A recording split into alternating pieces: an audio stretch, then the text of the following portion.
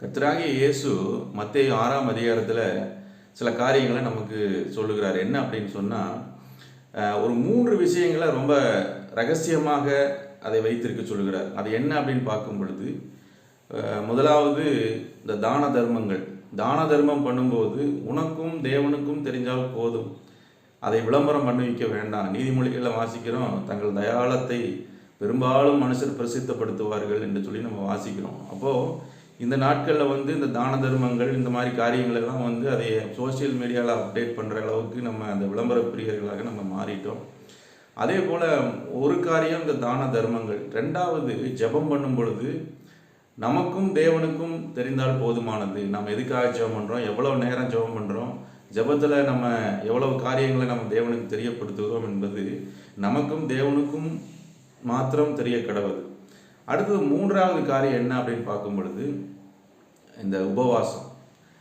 இந்த உபவாசம் எதுக்காக பண்ணுகிறோம் அப்படின்னா, நமக்கு சில வேண்டுதல்கள் இருக்கலாம், பொருத்தனைகள் இருக்கலாம், அல்லது சில தேவைகள் இருக்கலாம். அதற்காக நாம் உபவாசித்து நம்ம நேரத்தை ஒதுக்கி ஆண்டவர்கிட்ட நம்ம அதிக நேரத்தை நம்ம செலவிடுகிறோம். இப்போ அந்த காரியமும் அது ஒரு அந்தரங்கமாக ரகசியமாக அது வைக்கப்பட வேண்டியது அவசியமாக இருக்குது.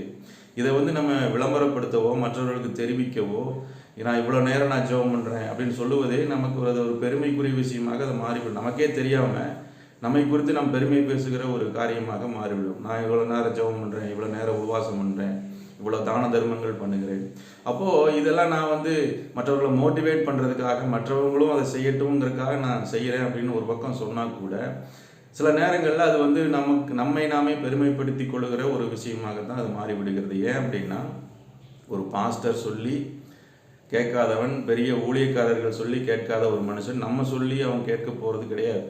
அப்போது நமக்கும் தேவனுக்கும் தெரிகிறார் போல இந்த 3 காரியங்கள். ஒன்று தான தர்மங்கள், 2வது நாம் ஜெபிக்கிற ஜெபம், அதாவது நமக்கும் தேவனுக்கும் உள்ள அந்த தனிப்பட்ட உறவு, நம்முடைய தனி ஜெபத்தை குறித்து இங்கே சொல்லப்பட்டிருக்கு. 3வது இந்த உபவாசம். இந்த 3 காரியங்களை ஏன் ஒரு பிரைவேட்டாக ரகசியமாக அதை வைத்திருக்க வேண்டும் என்றால், அதை விளம்பரப்படுத்தும் பொழுது அதற்கு உண்டான பலனை நம்ம இங்கேயே அடைந்து விடுகிறோம். ஏன்னா மற்ற மனிதர்கள் பார்த்து ஒரு ரொம்ப பெரிய தர்மபிரபு போல இருக்குது, ரொம்ப பக்திமான் போல இருக்குதுன்னு சொல்லி அவங்க நம்மை புகழுவாங்க, அவங்க இப்படி நம்ம நினைப்பாங்க.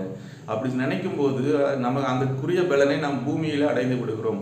பரலோகத்திலிருந்து நமக்கு அதற்கு உண்டான பலன் நமக்கு தேவை என்றால், அதை ஆண்டவர் இயேசு சொன்னது போல அதை நமக்கும் தேவனுக்கும் தெரிய நாம் செய்வோம். God bless you. மீண்டும் சந்திப்போம். Have a good day.